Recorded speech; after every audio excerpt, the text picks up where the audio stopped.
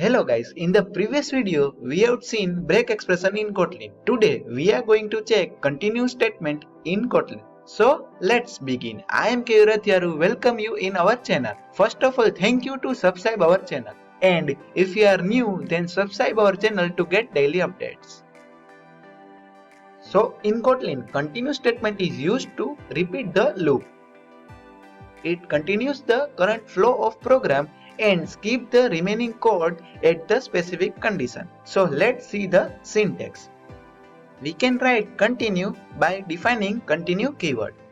When the condition occurs, it skips the current iteration and continue with the second iteration. Let's take an example. Here I is a initializer and the range of for loop is between 1 to 5. Now when for loop execute, it will print 1, 2. When I is become 3, it continue the for loop and skip the below code. So the output is 1, 2 and it will skip the 3 because of the print statement is below the if statement. Now let's check the label continue expression.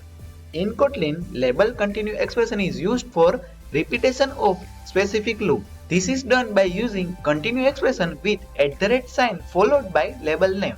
Like continue @loop.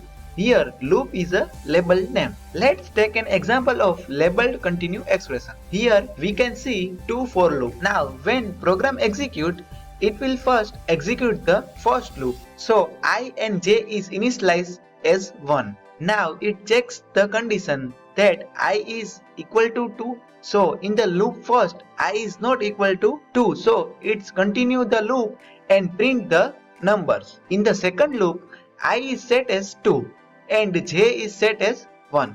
So it checks the condition that I is equal to 2. Yes, I is equal to 2.